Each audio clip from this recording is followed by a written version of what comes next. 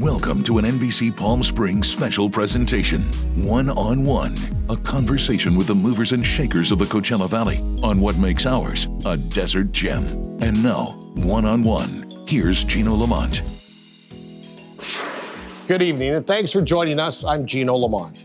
Tonight, we're focusing on a diverse and dynamic part of our valley, the LGBTQ community. June, after all, is Pride Month.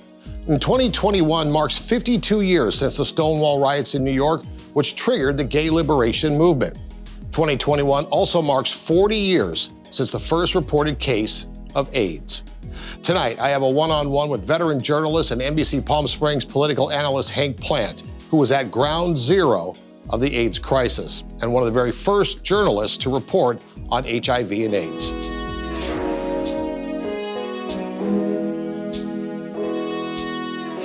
My name is Hank Plante. I was one of the first openly gay TV reporters in America. I spent most of my career on air in San Francisco as an anchor and reporter, and then before that, Los Angeles and a bunch of other places. And what brought us to the Coachella Valley was my husband and I fell in love with Palm Springs, just like so many other people. Right. Your career started, though, and this is one thing I've always found fascinating about you. You were at the Washington Post during Watergate. Just before. What happened was, but there is a connection. I came out of the 60s. I was part of the generation that wanted to change the world, make it a better place. And so I moved to DC because in those days, politics had a good name. And there were a lot of us who wanted to work in government. So I thought I would work on Capitol Hill. I was out of work. I was a kid right out of college. I walked down the street past the Washington Post, and I thought, maybe I could do this for a while I'm waiting for these Capitol Hill jobs to see if anything opens up. And I walked in to the newsroom, and they hired me as a copy boy, which is like Jimmy Olsen and Superman, sort the mail, answer the phones, help the reporters, and stayed for 2.5 years, fell in love with the news business. I went to one of the editors, and I said, I've been here a couple of years. How do I be a newspaper reporter? You don't start at the Washington Post. He said, well, I'll tell you what, there's this chain of weekly newspapers out in the suburbs in Maryland and Virginia, and we use it as a farm team. And we hire young reporters from there if they're any good. And I know there's an opening because we just hired a kid named Bob Woodward. Why don't you see if you can get his job? So I did, and got his job and stayed there for 5 years, became the managing editor of this newspaper. And then from there, I moved into radio and then television. All right, so almost 40 years ago to the day, the first cases of what we now know as AIDS were discovered by a doctor in Los Angeles. Yeah. Tell me your first recollection of what was then called gay cancer, because they truly didn't know what it was. So on June 5th of 1981, 40 years ago, Dr. Michael Gottlieb in Los Angeles published a report in the medical journals that he had seen these 5 cases of gay men with pneumocystis pneumonia. Very unusual. And that was the beginning of what we now know was AIDS. I was living in Los Angeles and working as a reporter for one of the stations there. And I had seen some of my gay friends start to lose weight pretty dramatically. And something was up. And I knew that this was going to be big because it was spreading very, very quickly. And in fact, I knew it. If you were gay living in LA or San Francisco at that point, you knew that this was going to be bigger than the rest of the population knew. And so I started covering it. And then a little while after that, I worked in San Francisco, which was ground zero of the epidemic. And so working for one of the TV stations there, AIDS became my beat. And this was before the mainstream media was really picking up on it. So it was bittersweet for me because it was always more than a story to me because these were my friends who were dying and who were getting sick. And so it wasn't just the nightly news. On the other hand, I was able to use my position as a reporter to just tell the facts, tell people what was going on, because they weren't getting it from the networks at that point. And people had to have information. The Reagan administration was quiet. They weren't saying anything about it. I stood in front of Ronald Reagan in 1987 at a speech in DC when he said the word AIDS for the first time, 5 years into the epidemic. I made a note in my reporter's notebook that night that at that moment, when he said that word AIDS for the first time, 23,000 Americans had already died. So that's where we were. Well, I do want to thank each of you for giving to the fight against AIDS. And I want to thank the American Foundation for AIDS Research and our award recipients for their contributions as well. Coming up next, we continue our conversation with legendary newsman Hank Plante.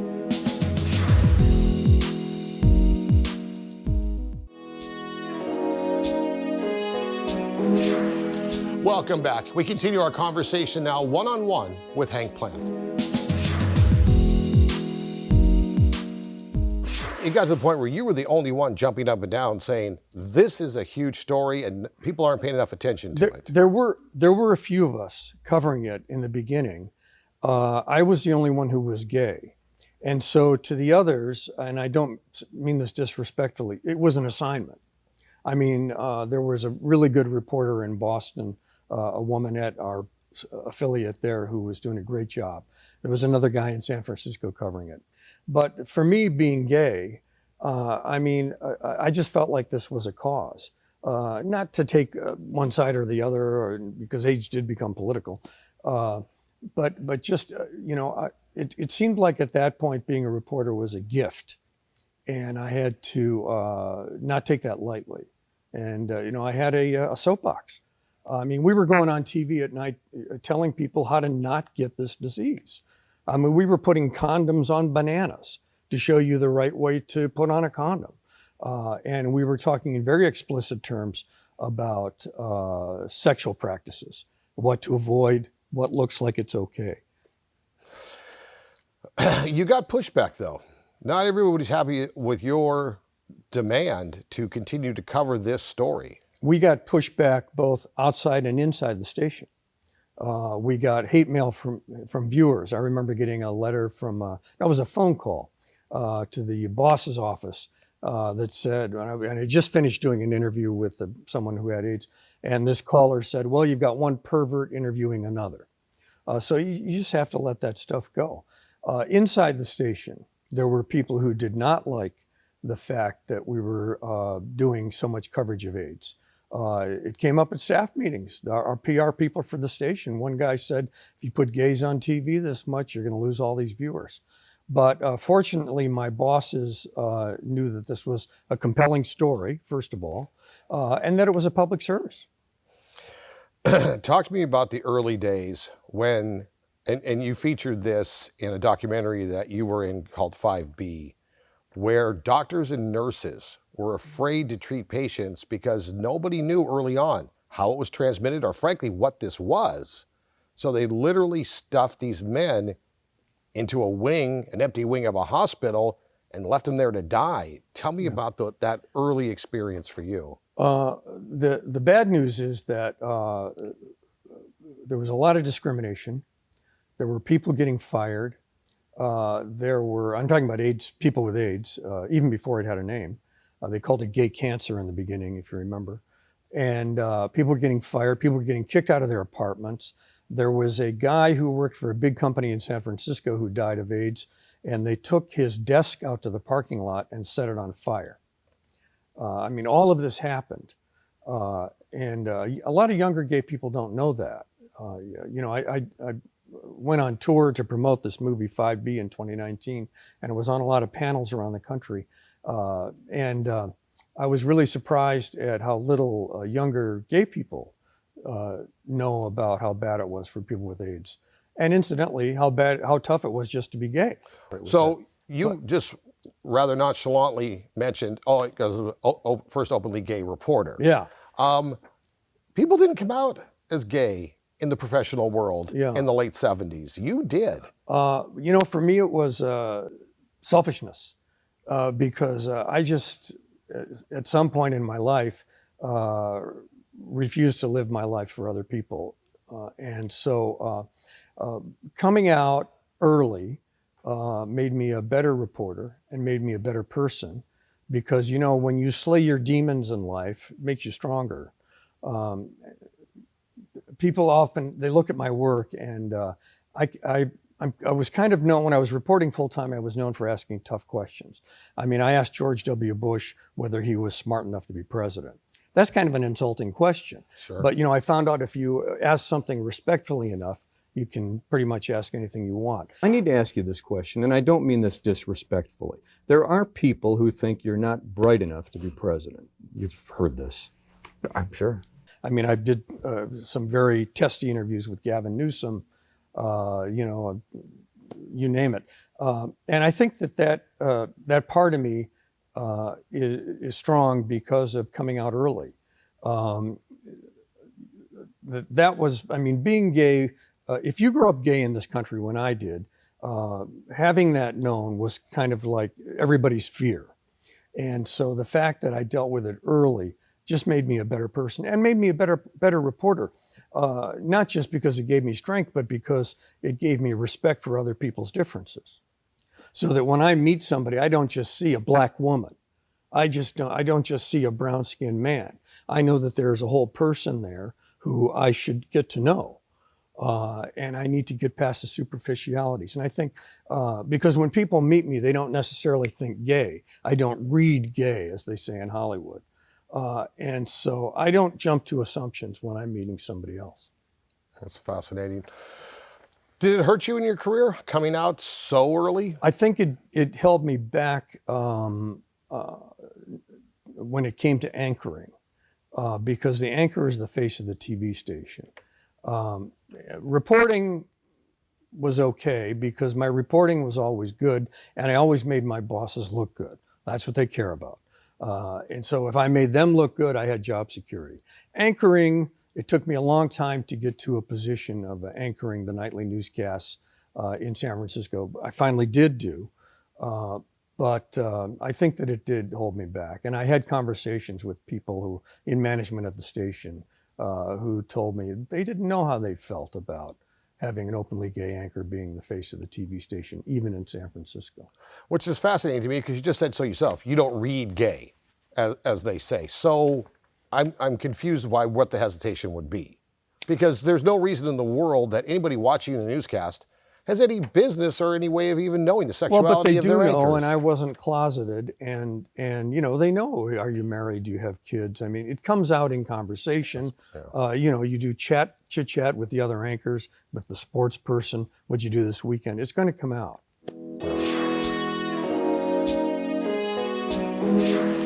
Coming up next, we continue our conversation with legendary newsman Hank Plante.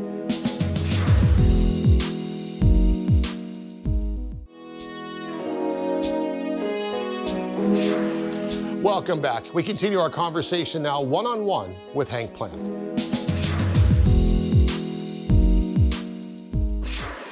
So talk to me about coming to Palm Springs. When did you first come here? And we know what you loved about it, but it was still during the AIDS crisis, I believe, your first times out here. Yeah. Well, I came here in the 80s, and then I hadn't come back. This place was pretty funereal in the 80s. Right, yeah. People came here to die as they went to Miami and Fire Island and some of these other gay resorts. And then, fortunately, in 1996, protease inhibitors came along, and that changed everything and gave people new hope and new treatment to the point where now with AIDS, I interviewed a doctor recently who told me someone who gets HIV today, they're not going to die of AIDS. They'll die from something else. That's how good the treatment is today. So, but to get back to your question, so in the year 2000, I had a week off. My husband did not have a week off. We were both working very high-powered jobs in San Francisco. He was a senior illustrator at Gap headquarters. He, with Old Navy, was doing their billboards and their hang tags for clothing, and he was a very successful, very talented artist. I was working as a TV reporter, which is very high pressure, lots of deadlines. I had a week off by myself. I had a friend who had a house in Palm Springs, and she said, you should really check this place out if you haven't been there in a while. Here's the keys to my house. Go spend a week there. So I drove down and fell in love. Swimming pools and El Mirasol and Sherman's, and it was just heaven. Right. And I called my husband up. I said, you got to see this place. It was lots of gay people, which is good. So we started looking. And then 9/11 happened. And we all had different reactions to that. And mine was, I remember sitting down with him and having a conversation and saying, life is very short and we need to pull the trigger on finding some place down there and thinking about the next phase of our lives. And that really was what spurred us to take some action. And then we found a great house, but back when it was affordable in Palm Springs. Sure, yeah. I find it fascinating, your whole career and your career trajectory, because it seems like the last couple of years we've spent a lot of time looking back on your career. Do you like doing that, or would you like to continue looking forward? Because you're still doing stuff, you're still active. Well, I'm kind of a has-been, so I like looking back. I think that I've hit most of my home runs. Although, I'll tell you, you think you're retired, and then I get a call out of the blue in 2019 saying, do you want to be in this little documentary we're doing called 5B about the first AIDS ward in San Francisco? And I actually said to my husband, I don't think I want to do this because I don't want to dredge up all these memories again of what it was like. And he said, he knows me very well. He said, you need to do it because if you don't do it, they're going to get somebody else and you're not going to like the job they did and I'm going to have to listen to it. So I did the interview for the documentary and I didn't know that it was a big, big deal. They hired Rogers & Cowan, the top PR firm in LA, and they took it to the Cannes Film Festival. And I spent a year in 2019 going around the world promoting this movie, including going to the Cannes Film Festival. So, you think you're retired and this comes out of the blue. You just don't know what's going to happen. Yeah, and it's funny because you mentioned some confrontations with Gavin Newsom early on in his political career, I'm assuming as mayor of San Francisco. And yet you were covering his arrival here in the desert for us a couple of years ago. Yeah. He walks off the bus. There's a whole bunch of reporters there. He walked straight to you and he said, Hank Plante, I thought you were retired. He did, yeah. He's not as thin-skinned as he used to be. I think marriage has mellowed him. Having kids has mellowed him. He used to be more thin-skinned. He's a good guy, I think. The really successful politicians are above the fray. Right. When you look at Dianne Feinstein or Arnold Schwarzenegger, they stay above the fray and they learn to get past the stories that they didn't like.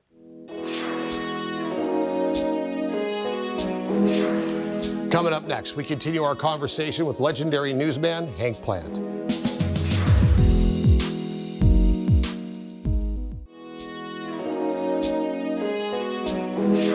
Welcome back. And now the conclusion of our conversation with journalist Hank Plante. You came up with an interesting stat that you found out of Los Angeles about per capita, the most popular gay communities in the state of California. Share that list with us because it's an interesting list. So this is based on the 2010 census. We're waiting for 2020 numbers to come out right now, but they surveyed same-sex couples.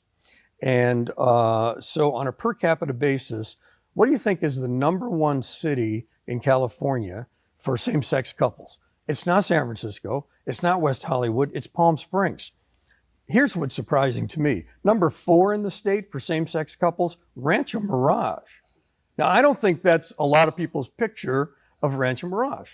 #5 in the state for same-sex couples, Cathedral City. #10, Desert Hot Springs. So that's how many gay people are in this valley. Right. How do you think the explosion of the gay population out here, really starting back in the 70s, but especially so the 90s and the early 2000s, has changed, at least the west side of the Coachella Valley? Demographers have looked at this all over the country.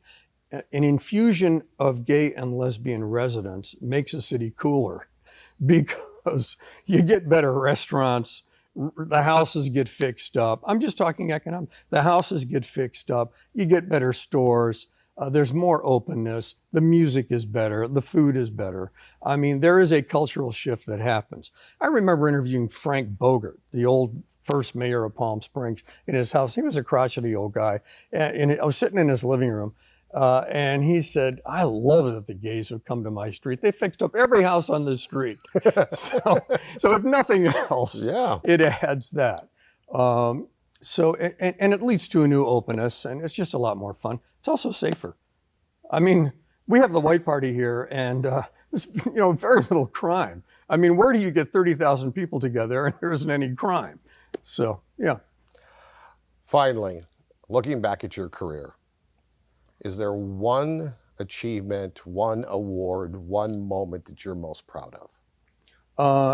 I am most proud of the work that I did covering AIDS.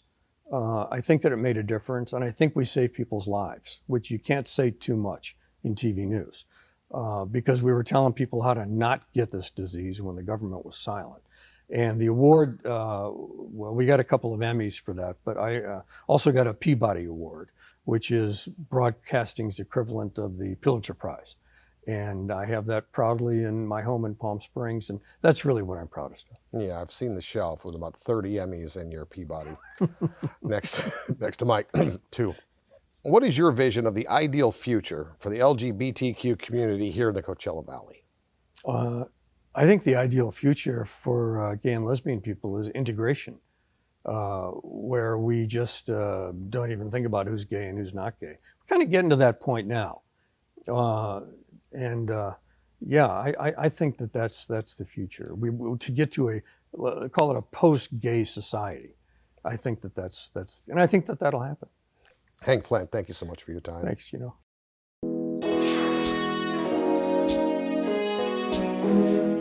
We want to thank Hank Plante for sitting down with us and spending some time, and we thank you for joining us this evening. Good night.